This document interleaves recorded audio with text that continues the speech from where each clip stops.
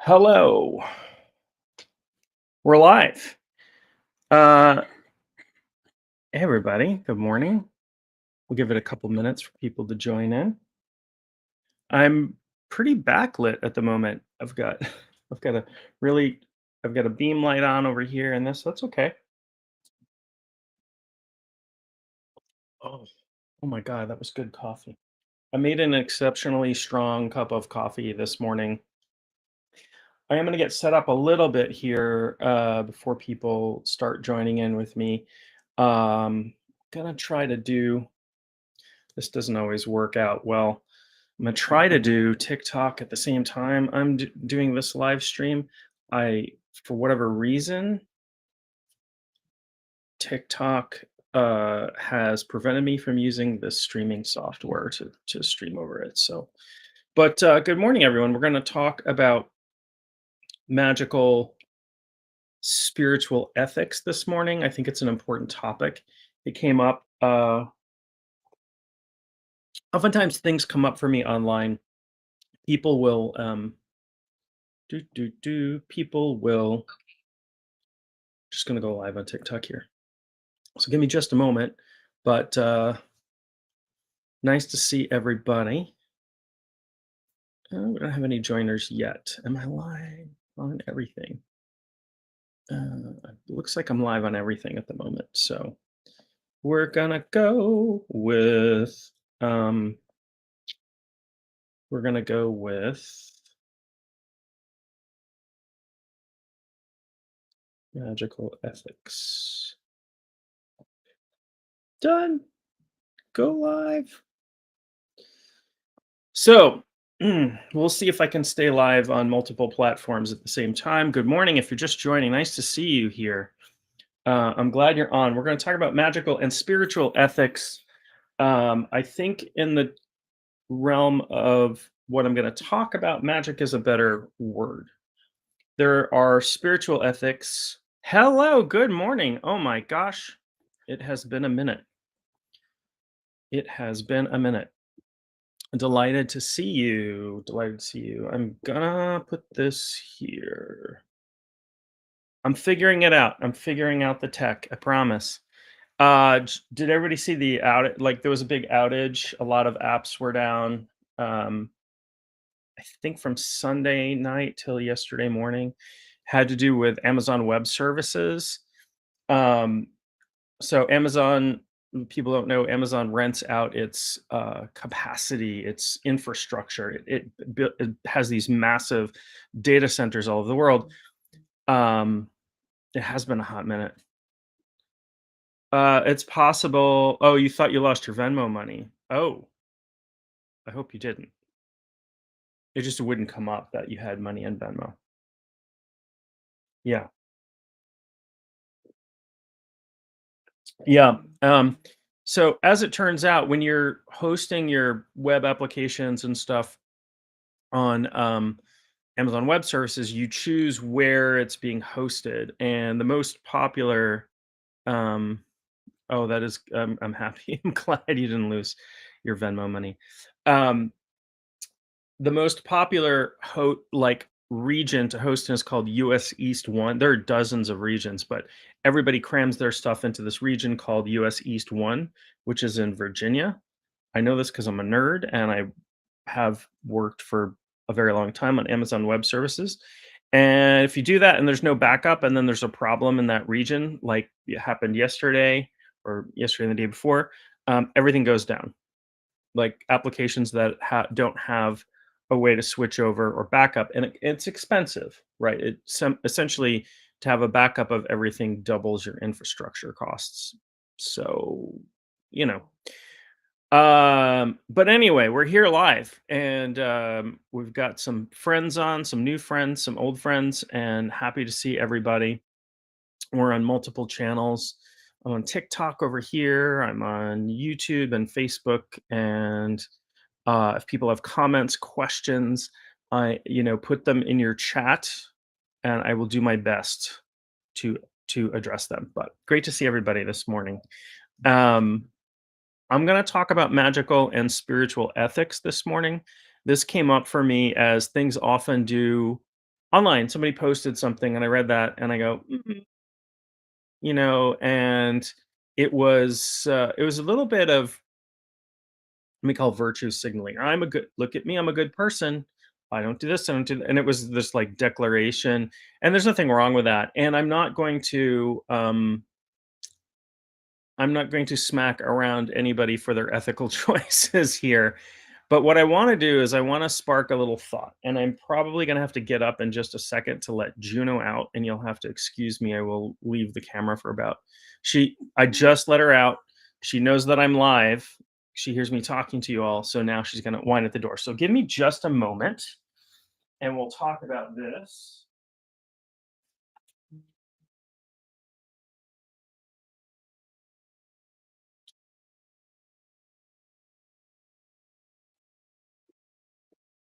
Okay. Um, so I'm going to talk about spiritual ethics a little bit, not to give anybody their ethics, not to say this is what you need to do, this is how you need to behave. But I want people to think about it more. And so what happens in my experience is a lot of people cling to dogmas, which are just rules. These are the rules. This is what you do. And without questioning why the rules are in place, why, da da da da da, or they build their own dogmas or whatever. And it's okay. Dogma is not necessarily a terrible thing, but it is very limiting, and it also is a way to shut down thinking. I don't have to think about that. Eating Cheerios on a Thursday afternoon is bad because my sacred book said that was bad. I don't have to think about that. I just don't do that anymore, right? And I think that is I don't think that's so great. Like, I think that idea that I'm going to give up my thinking because I have something to replace that with is not such a great thing. Now, that's different than I have, I have a background in spirituality, and this is described as bad in my spiritual system because of X, Y, or Z. And I have thought about that, I've considered that, and I follow those rules. I don't know a single human being in the history of the universe who has ever followed every spiritual law of a given system to a T, unless you have a spiritual system that has like one rule or something like that. Outside of Thelema, which the rule is do what thou wilt shall be the whole of the law. Um, Other than that, and I don't know that those people are following that to the T either. So there is always a negotiation with the rules, whether you think the rules are good or not. There's always a negotiation with the rules. So this post this morning, this person was, I didn't quite understand. It was on a witchcraft forum, and they were talking about, I am a Catholic witch. Okay. I only do this and I only do that. And somehow they had, and I am not criticizing at all. I don't understand, but I'm not criticizing at all. Somehow they had cobbled together a system in which it was okay to practice witchcraft, what they considered witchcraft, inside their Catholicism. And I know that there are a lot of places in the world that are ostensibly Catholic that still have folk magic practitioners and witches and that sort of thing. I don't know. I don't understand, just because I don't know. I'm ignorant of what this person is doing. So I don't want to like, I'm not leveling any criticism on anybody's spiritual system here. Let's be clear about that. And then she's like, "Well, I only do white magic and da da da, and I stay away from black magic and right." I always, it always gives me a tingle. It always gives me a bug in my ear, a sort of a bad sensation when I hear the phrases white magic and black magic. Um, there is some there is some thought, there's something in the zeitgeist that the term black magic, for example, has racist origins. It doesn't. It originated in Latin with nigromantia, which is a form of necromancy. And it had to do at that time with magic that was forbidden or bad. How does that equate to what people call black magic today? It doesn't. It's not the same thing. So to divide certain works up and say, I don't hex or curse because that's black magic, that wasn't necessarily always considered black magic. It is a cultural overlay. Good morning. Good morning. Well, I'm happy to be a nice surprise for you this morning. um, so this division between white and black magic is just whatever people say it is, right? Some people say all cursing or baneful magic is black magic, and I don't do black magic. And some people will say, well, it doesn't really matter. And some people, so the original meaning was related to necromancy, which had to do with magic involving the dead, which was anything from raising dead spirits to do work on your behalf to communicating with the dead, stuff that we would call mediumship today. I think if you went to a spiritualist who is doing mediumship on people's behalf and tell them what you're doing is black magic, they would look at you cockeyed. And then again, like some people in certain religious systems would consider talking to the dead in any way black magic. Some people consider reading tarot cards black magic. Some people consider having birthday parties where you make a wish and blow out your candles black magic, right? So there's not an agreed upon rule set. And this is the thing with dogmas. So dogmas say these are the rules, and it is a natural, like they will pretend to be natural laws, right? So laws like we find that come down from religions like don't whistle on a Sunday, whatever, that sort of thing. Um, People will make that in out to be a natural law, and I think I'm a person who questions that always. It makes the hair on the back of my neck stand up when people declare things as, well, this is the way it is, or this is natural law, or that sort of thing. That's not to say that I want the world to devolve into chaos where there are no rules. There are certain things that help us exist in a society that I think are good and other people may not care about. But I think, stealing other people's stuff creates problems. I think murdering other people creates problems. I think most people would agree upon that, right? Is it a natural law that we shouldn't kill other people? I mean, we could argue, like, we could make all kinds of arguments about that, but we have warfare and we have self defense and we have defense of others and we have the death penalty in some places. And there is lots and lots of ethical argument about that stuff. Someone's personal choices should never be rules for others to obey. Hallelujah. People should just be left to practice the way they personally see fit. I completely agree. But we'll talk about ethics. I'm going to talk about ethics a little bit and ways to think about ethics. That I hope I just want to spark people thinking. Every time your deceased grandma would talk with you, it was one more reason you were going to hell. Yeah, yeah. Yeah. So people getting messages from spirits from deceased relatives and stuff. Some people that's a blessing. Some people that means you're going to hell. And people will argue to no end why their position is the correct one, right? I think I abhor violence. I dislike any kind of violence, political violence, warfare, whatever.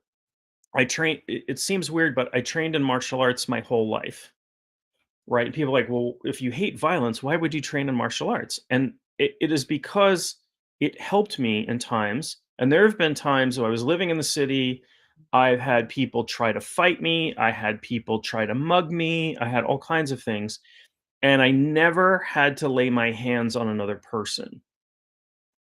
But I could stand there and not have to lay my hands on another person. It gave me that ability to do that, to defend myself using my words and my presence and my confidence. And if I had to, I would have defended myself, but I would have regretted that, having to do that. To me, that oftentimes is a failure. Failure to walk away, a failure to not an ethical failure necessarily, but it's a failure in choices, and it gave me choices. It gave me the ability to choose how I wanted to react in a situation, right? The spiritual world isn't different. There is self-defense in the spiritual world. There's attack in the spiritual world. We know there's hexing and cursing and all of this stuff, and I'm going to talk about that. I see a lot of people out there who were like, I never hex and I never curse. And I'm like, what if somebody was going to harm you or harm your family or harm a loved one? You would not take action to protect yourself from that person. I mean, yes, you can do protective stuff, but sometimes, I don't know, like we could make an ethical argument for it. If you've just shut yourself down, then you don't have any choices in the matter. You have less flexibility, even if you would choose not to. Martial arts should be the art of controlling the self. That's right. It should be about not seeking to be violence to others. It should be that way. Does everybody practice it that way? No, certainly not. My teacher, who had grown up in inner city, fought all the time, was shot at, was stabbed, all this stuff, would always say the warrior is the last one to pick up the sword. And that has stuck with me, right? I don't fight with people. I don't go out and get into bar fights or um, somebody mouths off to me or somebody cuts me off in traffic. I don't lose control, which is what happens in most of these situations. But if somebody were to break into my house, for example, and threaten my family, and I have been in my home with somebody threatening me, and I have not had to use violence to stop that from happening, right? Deep. Yeah, my teacher was very philosophical and deep. He had a basically a library of books of all kinds, martial arts, philosophy, um, all of that stuff. Um, it's I think why I gravitated towards him. So let's talk about instead of using terms like black and white magic, which are basically meaningless. It's just we apply the label black magic to anything we think is bad and white to anything we think is good. And some people have rules about that, right? Like, oh, this is cursing, this is black magic, or this is healing, this is white magic, or whatever it is. Let's think about we'll describe magic that is intended to harm another person as baneful magic, right? And give me, I've got to let the dog in. So give me just a second again. I'll be right back. I'm not going anywhere. Hi, Juge. Girl.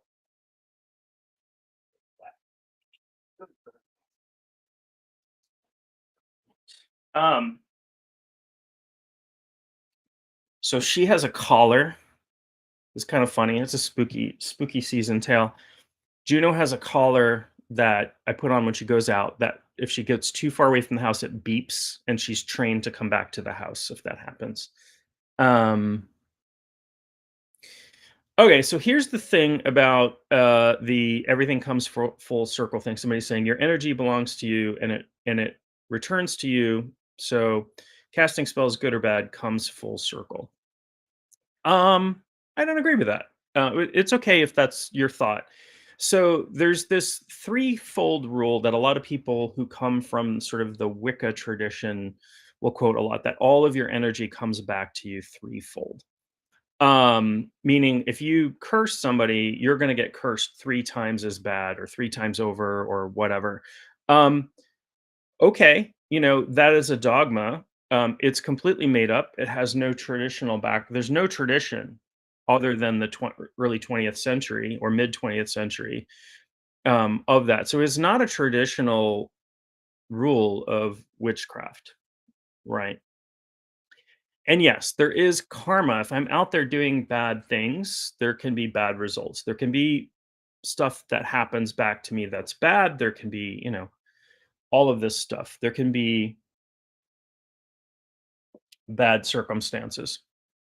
And I'll tell a story in a little bit about a situation that I know of secondhand. Um, but this whole, in general, you're creating your own world. And if you're creating a world of enemies, you're creating a world of enemies. And if you do attacks, if you do physical attacks, if you do magical attacks, that stuff can come back to you. It can be reflected back to you. You can piss off the wrong person. That person might hire, even if they aren't a practitioner, could hire somebody. So yeah, there can be backlash, but it's not a rule. It's not a natural law like people that in my experience I've not seen that. I know people curse all the time, living a great life. It's not my thing, but hey, whatever. Um, I've had curses sent to me, really powerful stuff that I've had to protect myself from. And I don't think the other person had any backlash from that, other than their stuff stopped working and they were putting a lot of energy and effort into it. So, um, Juju says good morning to everybody. Right? Good morning. Can you say good morning? Can you give me kisses? Thank you. Thank you. This is Juno, otherwise known as Juju. She's on my lap and has wet paws at the moment. So that is right, right. Oh, so here's a spooky season story that I started telling. She has this collar. It has a thing that tells her how far away from the house she is. Well, it doesn't, not like that. It beeps if she gets too far away from the house, and she is trained to come back to the house if she starts to wander away. So I put it on her when she goes out, so I don't have to watch her, and she can run around without being tethered, and gives her a degree of freedom, doesn't it? And you like to go outside and run around in the leaves and bark at the neighbors, and not really interested in the squirrels. She is not a dog who's interested in the squirrels. Um, but the past few days, and so here's the thing: everybody who stays in this house or visits this house regularly, my daughter's boyfriends, whatever, knows like exactly where this collar goes. Like it's in a thing by the front door, and so take it out of there, put it on her. When she comes in, take it off, put it back. That collar has disappeared like 5 times in the past 3 days, and uh look and look and search for it and search for it and search for it, and then I sit down and I do a little ritual that I have to find lost objects, and then I find it, and it's in a place that I have looked, and not a place where anybody has ever put that thing. So some spooky stuff happening in the house. It's not new. This what's called disportation and apportation thing, stuff disappears and shows up in weird places. Um, Seems to be a pretty regular feature in my life, dealing with spirits and spooky seasons. So we'll figure that out. Um, all right. Personally, my goal is to never harm another person in my work, which is great. That's not because of any dogma, but rather about your personal ethics. Right. So your ethics are personal. You have thought it through, and you said, "I'm going to try to never harm another person in my work," and that's the way you live that. Um, yeah, I don't either. I don't either. Yeah, yeah, yeah, I've got a yeah. So I don't either, and I'm not here trying to tell other people how to practice or what their ethics should be, but I want to spark thinking. I want people to think about the ethics rather than just clinging to some rule that they don't necessarily understand. I'm not saying people should or shouldn't curse other people or there's not good reasons for it or whatever. But I'll give you yeah, so it's definitely got a playful spirit happening. It happens from time to time around here. I'm going to do a little work and see if I can figure out who it is. I'm not going to banish anybody um unless they're, unless it gets super annoying or something, but uh come to an agreement and maybe figure out what they're looking for. Um so where was I? So I was talking about sort of ethics and baneful magic and that sort of thing. Um, one of my thoughts, and this is me, is that I don't think it's really great to do anything that takes away somebody's free will. So a lot of people out there who are looking like people who are like, I would never do black magic, I would never curse somebody, but I'm going to do a spell to make this specific person fall in love with me. That's not something I would do. I'm not telling you not to do that. I don't think it's great. I think you're taking away somebody's free will. I think that's a curse. And but intellectually, beyond the ethics of it, intellectually, I think those things don't work out, right? So I have this person I'm obsessed with. This is how it is most of the time. I'm in love with this person. I'm obsessed. They're a beautiful person, whatever. I'm gonna do spell work to make that person fall in love with me. And it turns out they're a terrible partner for me. And I can't get rid of them because they're deeply in love with me. Right. It's risky, messy, gross stuff. So I tell people if you're going to do love magic, don't direct that at a specific person. Do magic to attract the right person to you. And if you're obsessed with a single person, there's something in you that needs work, right? I'm in love with this person and I can't get them out of my mind or whatever. Like you've cast a spell on yourself. You need to do some work, right?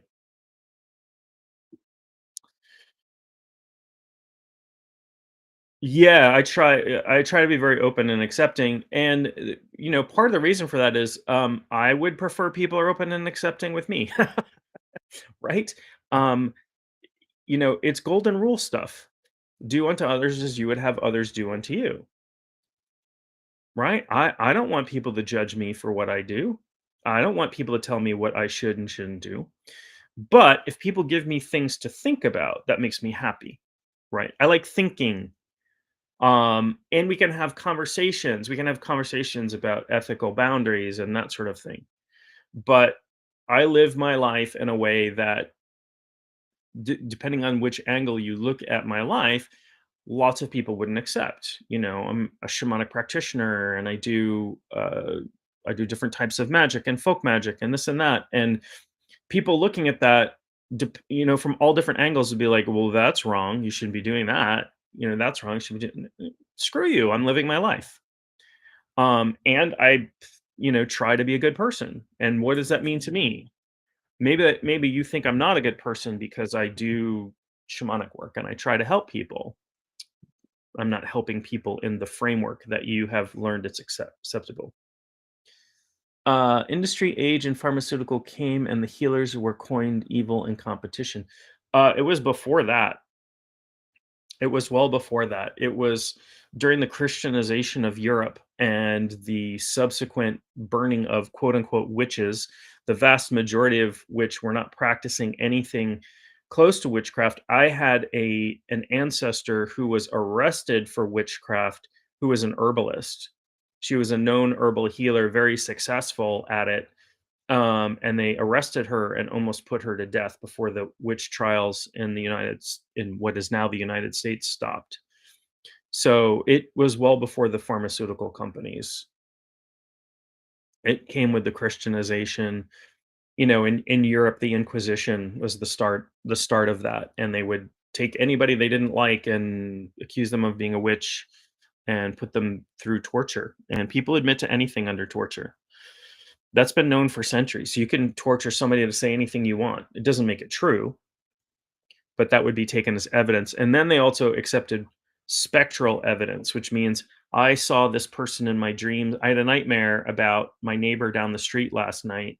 Therefore, they're doing black magic at night, and that was taken as evidence, and people were put to death because of that. So, um, it well before the pharmaceuticals were a thing. But there is something to that in that, the medical. So the vast majority of the people who were killed as witches were women. Lots of them were healers. Lots of them were brewers who were brewing ale and were in competition for the monasteries that were selling ale. In the Americas, the witch trials were a lot about taking property away from people. If you got somebody to admit to being a witch, which happened under torture most of the time, you could the the law was you could confiscate their property. There's a famous case of Giles Corey, a man who was crushed to death under stones because he refused to admit to being a witch. He refused to enter a plea, and the law was at the time they couldn't take his land away because he didn't admit to what was accused of, and so they just kept piling stones on him until he was crushed to death over 3 days. Imagine slowly being like a 65-year-old man and being crushed to death by stones over 3 days. That's what the good guys were doing. That's what the righteous, holy people were doing. And they were in Europe, they were tying people to stakes en masse and lighting them on fire. They were burning people in torturous ways. Those were the good guys. Those were the ethical people, the moral people, the good people that were saving everybody. Giles Corey got his revenge, though. Giles Corey cursed. This is a great story about cursing, by the way. Um, the story is with his dying breath, Giles Corey, as he was being crushed to death, cursed the sheriff of Salem. Salem had a sheriff for about 300 years. That office was later abolished, but every there's a record of this. You can read it. This is not theory, mythology, anything. Every single sheriff that held that office from that sheriff forward either died very young while in office or had to quit because of severe health issues. So cursing is a thing, especially if you're doing it with your dying breath. The victor writes the narrative. Absolutely. Absolutely. History is written by the winners most of the time. That's why we had Columbus Day for so long. Oh, look, this guy discovered America. No, he didn't. He was an explorer. No, he wasn't. He was this, he was that. No, he wasn't.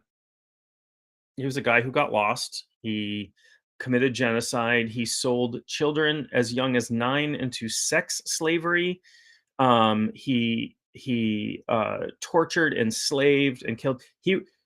Christopher Columbus was such a bad human being, such an evil individual, that when he got back to Europe, the Inquisition threw him in prison for being too cruel.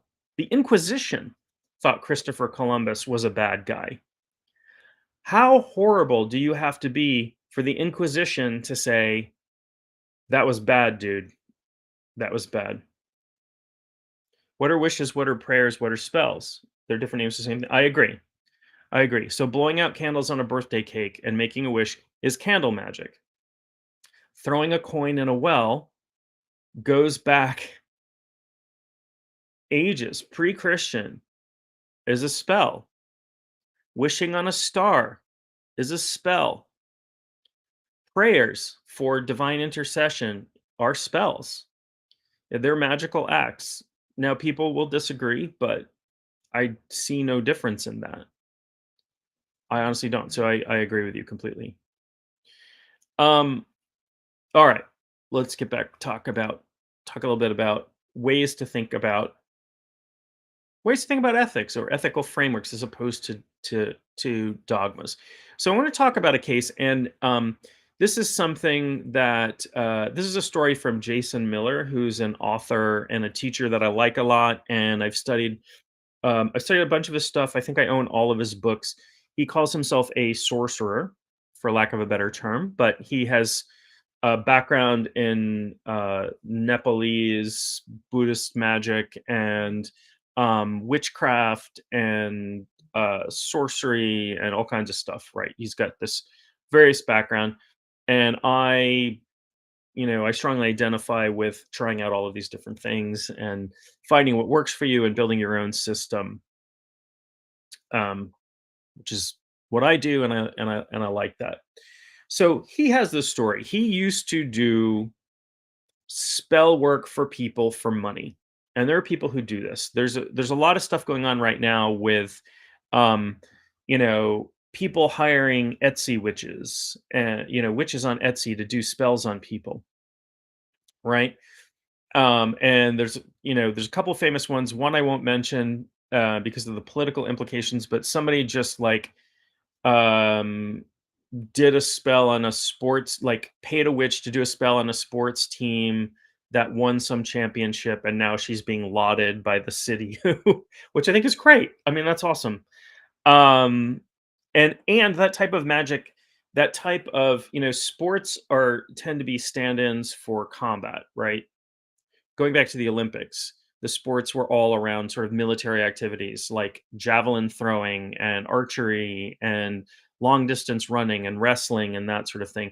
We would have the biathlon, which is cross country skiing and shooting, which I always thought was like a funny combination. But uh, in Scandinavian countries, there were Viking warriors that rode around on skis in like Finland and stuff, and were very effective. So I guess anyway, so this guy Jason Miller, you can look him up.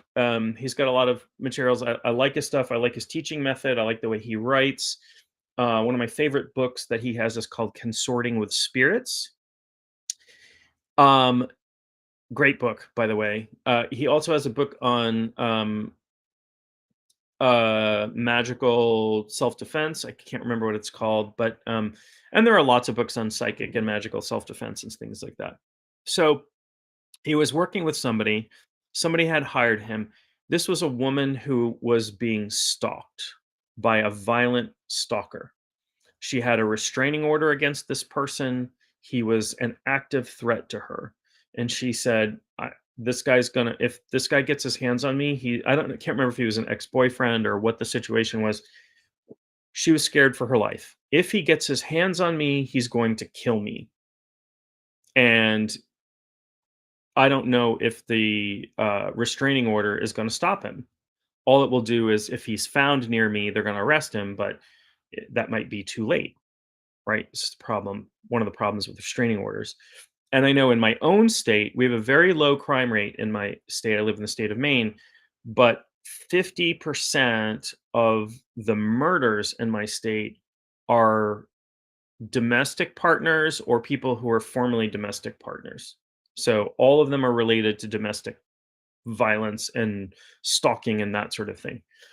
A big problem. So this woman was being stalked. She was scared for her life. This person was going to do something. So Jason did some work. Jason did a spell. We could call it a curse. We could call it baneful magic. And this stalker decided he was going to break into this woman's house while she was sleeping. He found a ladder or brought a ladder, had a ladder somewhere. She was sleeping on the second floor. He put it up against the wall and was climbing to climb in through her window while she was asleep. Now, I don't know about you, but that gives me the chills. That nothing good could have come from that, and she might have been killed.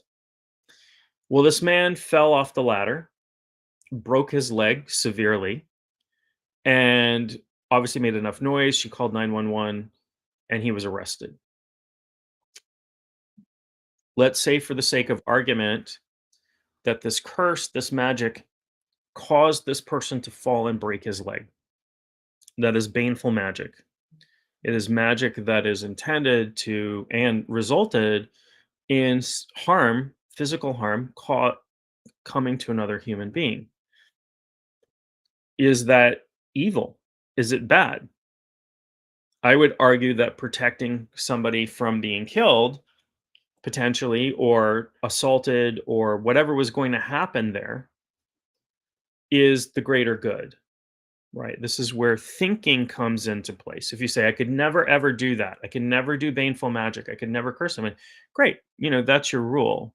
But what if somebody was trying to harm you or a loved one or something like that, and you had no other recourse? And maybe your answer is I still wouldn't, and that's okay. I'm not judging that, right? But it's not black and white. It's not simple. I personally think if that fall and the leg break was the result of the curse, great. It's fine. The person wasn't killed, but the person was arrested, held accountable. The intended victim, was safe. That feels okay to me. That's right. Had he not gone after, he never would have fallen off the ladder and broke his leg. Yeah, cause and effect, for sure. For sure. Um, yeah.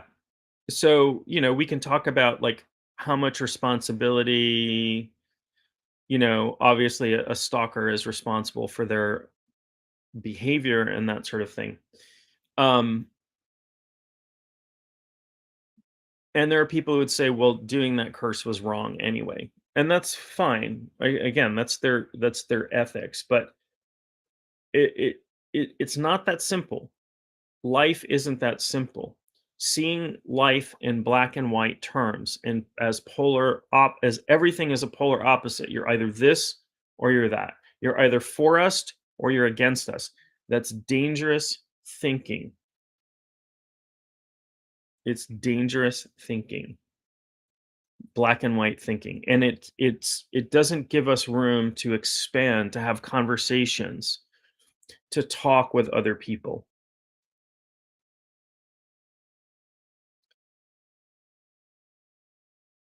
One of my favorite stories, I gotta look this guy up because I have to remember his name.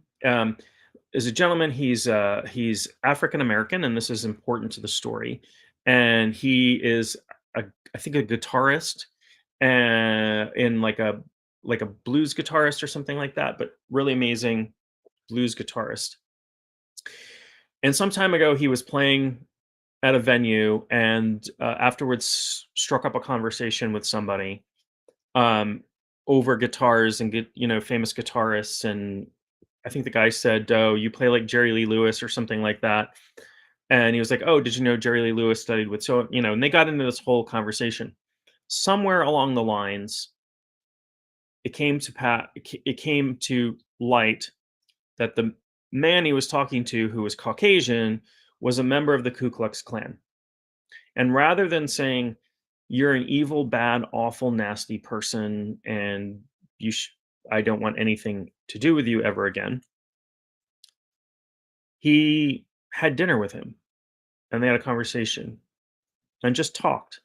And he began to see the person he'd been talking to as a human being and not as, "You're one of those nasty, whatever stereotype, prejudice, bigot stuff I have in my head." And the person quit the clan and gave this man his robes. "I want you to have my robes. I quit. I've been wrong. I've been wrong." Um, since then, this man, I gotta learn his name because this is so like impressive to me, has met with um, dozens and dozens of clan members and has over a dozen sets of robes from people who have quit because he sat down with them and talked to them human to human, right? But this us versus them thinking or this black and white thinking, this backing ourselves into moral, ethical corners, is problematic. The things that divide us are problematic.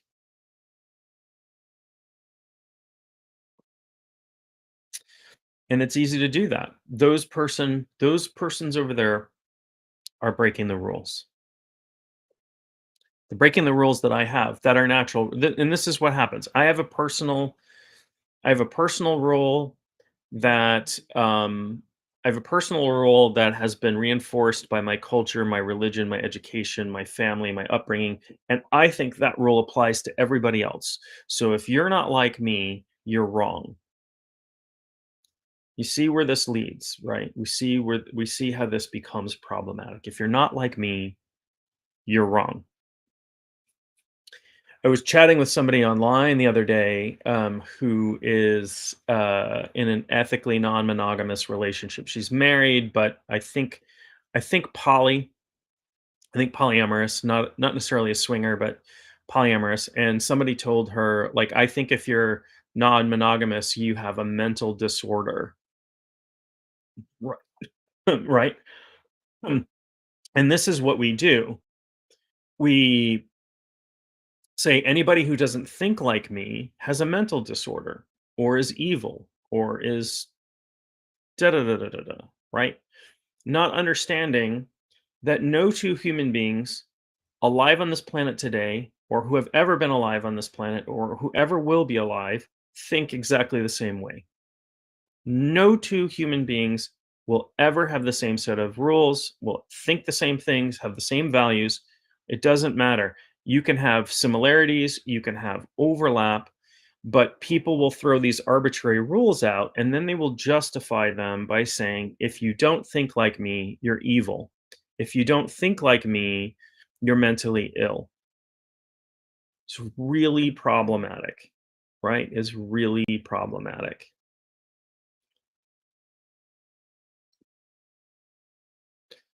Just got a notification. I've got a workshop or something coming up at 9.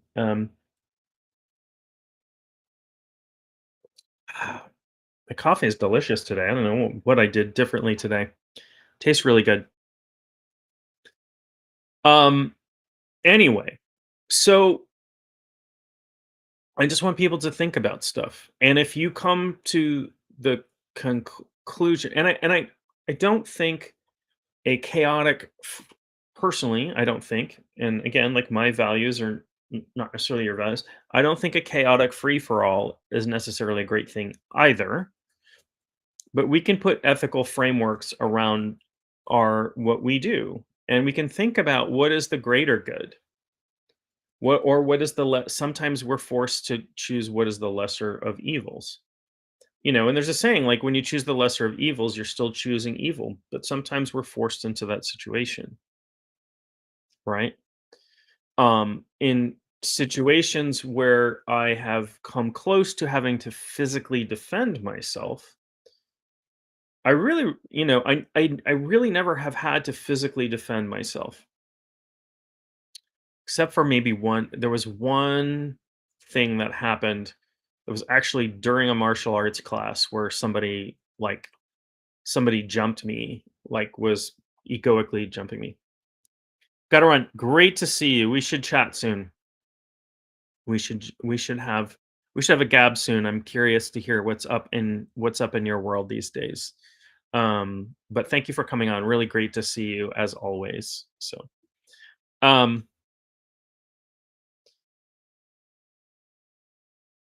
in situations where I have come close to having to defend myself, I'm doing these. I'm like, okay, if I have to, there are repercussions to this, right? What's the lesser of evil situations here that I allow this person to do something to me and I don't know, like I might lose my life or I might get really hurt or something, or I do something to them. And there's thought there. Sometimes we don't have that, sometimes we're in a situation where we don't have the time or the wherewithal to think. And that's part of my training is partly to remain calm in those situations so I don't stop thinking. That's the hardest part.